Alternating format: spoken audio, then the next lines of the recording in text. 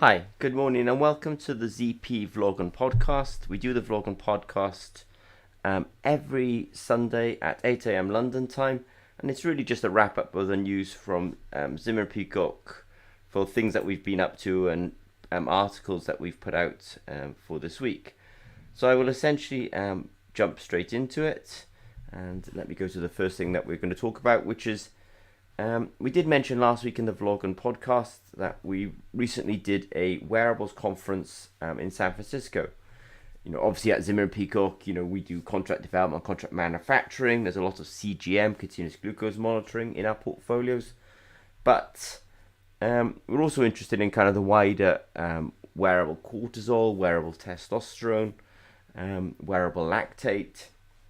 And by going to this conference, but it was interesting because it was in San Francisco. It definitely always has that kind of technology feel about it in San Francisco, and at the conference, there was a lot of people talking about meta and the metaverse. So at Zimmer Peacock, it was interesting to go to the conference and maybe talk about what we do, but also people were talking about the metaverse and. Actually, this sounds ridiculous, but trying to taste and smell in the metaverse. And even though these are challenging things, it's good that people are at least thinking about these things. And so at Zimmer Peacock, I think we're also going to be very interested in measuring parameters that can sort of help with people's experience in that metaverse. So thank you for the team for going, and thank you for sort of listening so diligently. And if you're interested in sensors in the metaverse, and we do have this covered on our blog on the ZP website.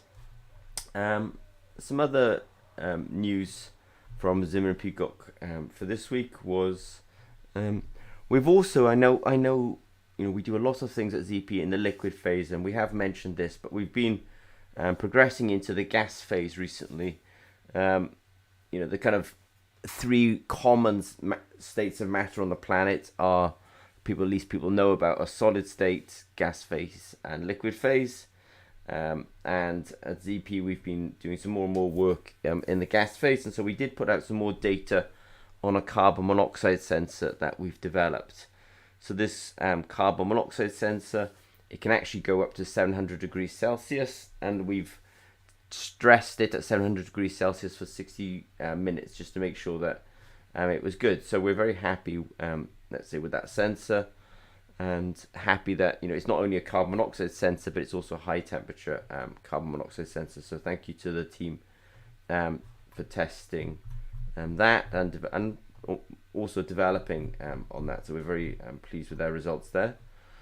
Now at ZP we do have a range of sensors, and I mean even just recently the range of sensors has increased to also include things like ATP, adenosine triphosphate, and we'll talk about it in a minute, but also the range of sensors or methods is also extended to cough sweets.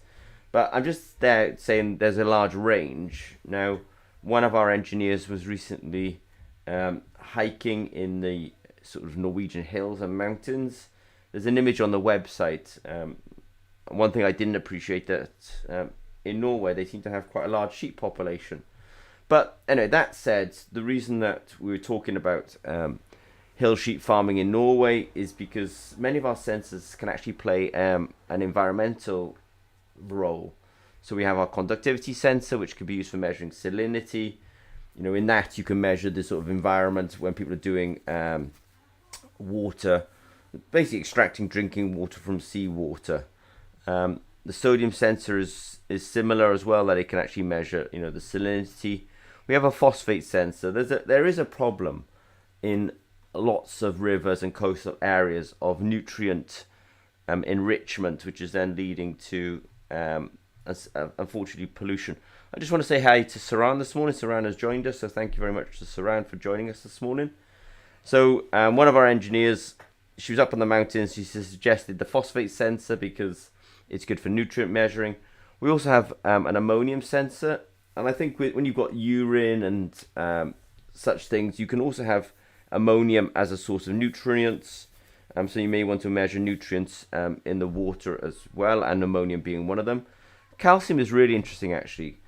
Calcium, the hardness of water that people sometimes experience, is in part linked to the cation calcium. So it's interesting to measure calcium.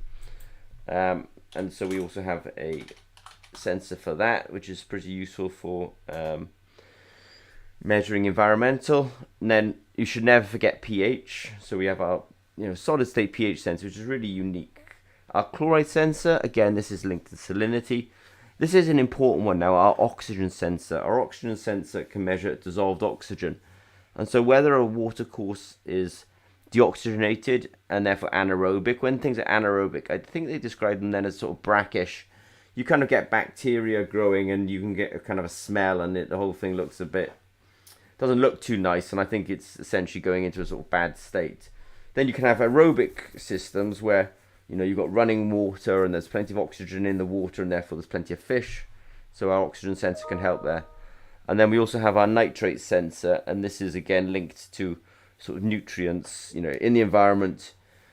Naturally, there's not necessarily high levels of nitrate in the water courses, but of course with modern farming that can happen. So one of our engineers was hiking, and she sort of raised the fact that our sensors can play a big role in environmental sensing.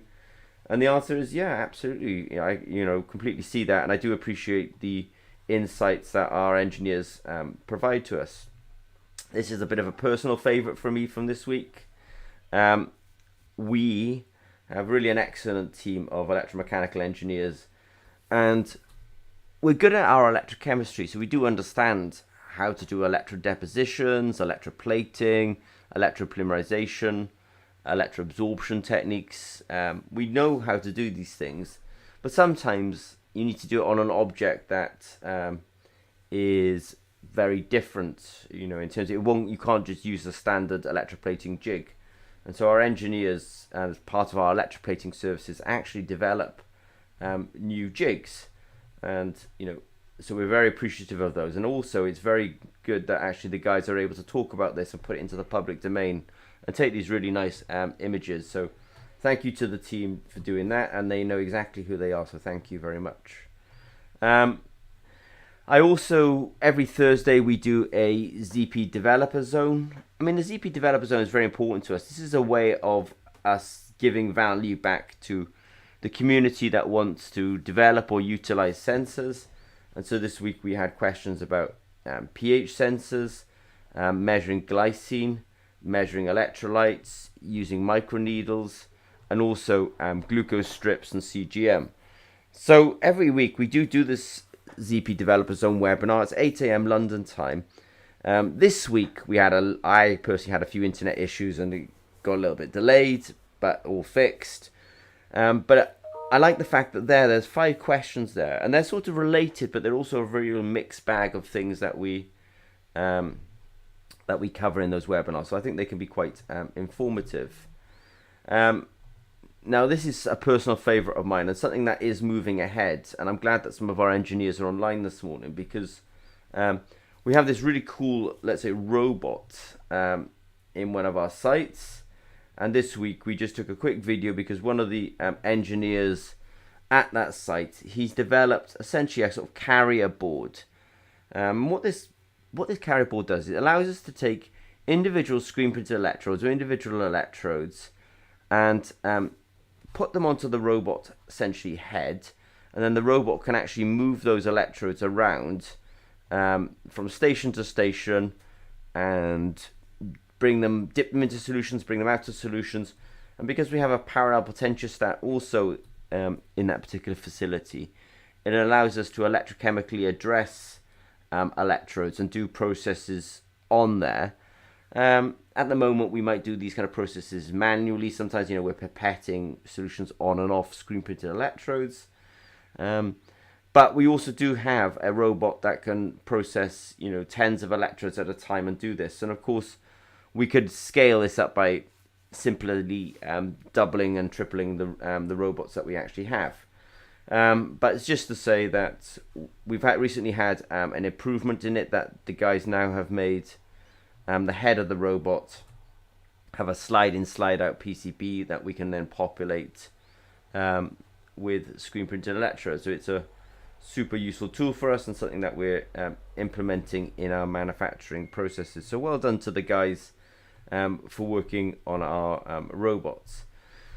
Now this week, ZP, we were actually at some conferences, and they were very digital healthcare centric, and so we kind of came across some very interesting concepts. One of them is a sort of virtual ward, and really a virtual ward is uneconomic and not in the best interests of the patients to always be kept in hospital. I mean, the things that can go wrong in hospitals are, I don't want to be morbid on these things, but there are hospital-borne or hospital-acquired infections. If you visit a hospital, at least in the UK, there'll be plenty of posters on the wall that say, wash your hands, hospital-borne infections. So there are bacteria in hospitals that you really don't get anywhere else, and these are very resistant bacteria. So hospitals are not always the best places for people. And so if you can actually arm people with technology so that they can actually go home but still be monitored. I mean, the most obvious one is a sort of pulse oximeter that can measure their oxygen levels in their blood, and it's sort of Bluetooth talking to their phone, and then the phone is sending the data back to a server.